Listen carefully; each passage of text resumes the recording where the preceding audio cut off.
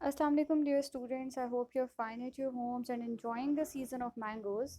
Okay, as you know that our school is closed for summer holidays and you have been provided with some holidays homework so that you remain in touch with your studies and revise all the concepts that we have already studied in our classes. अब क्योंकि हमने सारा time खेलते तो नहीं रहना है ना, हमने इन छुट्टियों के अंदर बहुत सारा पढ़ना भी है ताकि हॉलीडेज़ के बाद बहुत अच्छी सी तैयारी करके हम स्कूल आएँ, right? Okay, so in this lecture, we are going to know about how do you have to solve your questions of science. Now, giving you briefing on these lectures, I must tell you that you will get one video of science every week in which we are going to solve a few pages of your holidays homework. So starting from your first page of your booklet, which is about solving the blanks. Okay, you know your holidays homework syllabus, right? You have been given questions from two chapters, chapter number 2 and chapter number 3 of your science book. So the first page has fill in the blanks question. What do you have to do in this question? You have to solve these blanks with your pen, blue ink pen. You have to solve these with blue ink pen. Okay, किस तरह से आप solve करोगे? You are going to read every line from this page. ये जो आपके पास first page है, आपने इससे एक एक करके लाइन को रीड आउट करना है and then you have to find that answer, find that line from your book to find its answer, to get its answer. अब आप क्या करेंगे? आपने पहले अपनी बुक से इस लाइन को, पूरे सेंटेंस को सर्च करना है कि ये कौन से चैप्टर से है. चैप्टर का क्लू तो आप लोगों को आ जाएगा ना, माशाल्लाह इतने इंटेलिजेंट स्टूडेंट्स हैं आप लोग. आपको पता है कि किस चैप्टर में हमने क्या चीज़ पढ़ी थी. If this question is about transport, any kind of transport, transport of blood और द ट्रांसपोर्ट ऑफ फूड और वाटर, किसी भी चीज़ की ट्रांसपोर्ट के बारे में, then you must know that this question belongs to chapter number 2, transport in humans and plants. And if the question is about the reproduction, any kind of reproduction, the cell for cross pollination or the sexual or asexual reproduction or fertilization in plants, if the question belongs to that concept, so you know that this question is from chapter number 3, reproduction in plants. तो आपको idea clue फॉरन से मिल जाएगा, इतने intelligent हैं आप लोग, माशाल्लाह.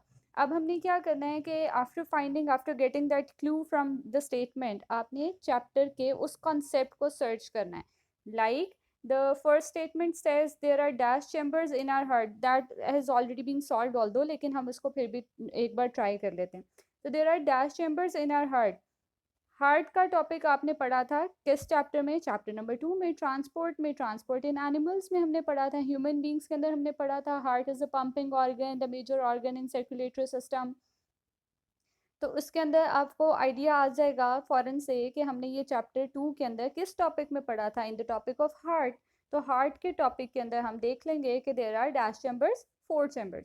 सो likewise the singular of atria is dash. अब ये atria, atria, atrium, ventricles, blood vessels, ये सब कुछ भी हमने चैप्टर 2 में पढ़ा था ना. तो हम चैप्टर 2 के उस टॉपिक को फ़ौरन से अपने माइंड में सर्च करेंगे और फिर हम बुक से भी सर्च करेंगे और फिर हम उसका आंसर जल्दी से वहाँ पर फाइंड करके लिख लेंगे. तो इसी तरह से आपने सारी स्टेटमेंट्स को सॉल्व करना है, ठीक. So next question is about right true और false and also rewrite the correct statement if it is false. Now what do you have to do? आपको पता है क्लास 6 में हम ट्रू एंड फॉल्स स्टेटमेंट को किस तरह से सॉल्व करते थे. First of all we have to read that statement very carefully and after reading it we have to comprehend कि ये स्टेटमेंट ट्रू है या फॉल्स है. जैसे ही हमें पता लगेगा कि ये स्टेटमेंट तो ट्रू थी, तो हम सिर्फ इसके आगे, ये जो स्टेटमेंट्स के आगे आपके पास छोटी छोटी सी ब्लैंक्स गिवन है, हम यहाँ पर ट्रू या फॉल्स लिख देंगे. Remember you have to write the complete word, whole word, TRUE true और FALSE फॉल्स. आपने कैपिटल T कैपिटल F खाली लिखकर छोड़ नहीं देना है, आपने क्रॉस और टिक नहीं लगा देना है. You have to write the complete whole word, true और false. Okay, if the statement is true then just write true in front of it, and if the statement is false you have to rewrite the statement. rewrite का क्या मतलब होता है जी? अच्छा, ये क्या चीज़ होती है? rewrite का मतलब होता है that you have to write the correct form of that statement. what does it mean? कि आपके पास ये जो statement थी that the normal value of blood pressure of a person is 80 by 120. Now you have to read that line from your book, and in your book you'll find that the normal value of blood pressure of a person is not 80 by 120, it's 120 by 80. Okay, so the statement is false, ये तो हमें पता लग गया, लेकिन you have to correct it, और इसके नीचे यहाँ पर ये जो स्पेस प्रोवाइडेड है, इस स्पेस में you have to write its answer, correct form of answer. तो हम किस तरह से लिखेंगे, the normal value of blood pressure of a person is 120/80। Okay, so this will be correct, इस ये आपका मेथड करेक्ट होगा इस क्वेश्चन को अटेम्प्ट करने का। So you have to solve all of these statements, these 10 sentences in this pattern, that first of all write true or false in front of the statement, and then if the statement is false then correct it and write it under the blanks, under the statement जो आपको space provided है वहाँ पर आपने करना है। So you have to think hard, okay? Next point, this is one interesting game. अच्छा, इससे हम क्या, हमारी बहुत अच्छी सी एक एक्सरसाइज हो जाएगी, हमारे नर्व सेल्स की बहुत अच्छी सी एक्सरसाइज हो जाएगी। Okay, let me brief you about this. First of all read it's instructions जो आपके पास ऊपर प्रोवाइडेड हैं। You have to read about, you have already read about simple machines including gears in your previous classes. A picture has been given to you. Find the direction of each gear's movement and draw an arrow whether it is moving in clockwise or in an anti-clockwise direction.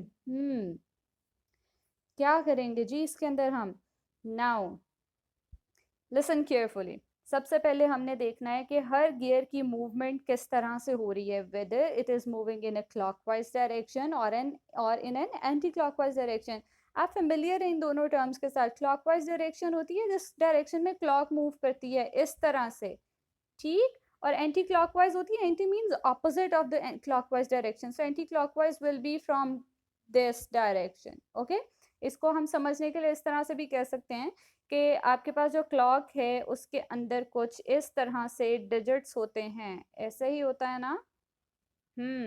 अच्छा जी, अब ये जो हमारे पास digits हैं इनके अंदर हम क्या करते हैं, जो नीडल्स होती हैं, जो आर्म्स होते हैं एक क्लॉक के, वो किस तरफ को मूव करते हैं? 12 से जाएंगे, 1 देन 2 देन 3 4 5 6 7 8 9 10 11 एंड 12। तो ये डायरेक्शन जो होती है जिसमें एक hands of the arms of the clock move, this direction is called as clockwise direction. And what about anti-clockwise direction? If the clock starts moving in an opposite direction, like it starts from 12 and then move to 11 10 9 8 7 6 5 4 3 2 1, this is called as anti-clockwise direction। ठीक हो गया?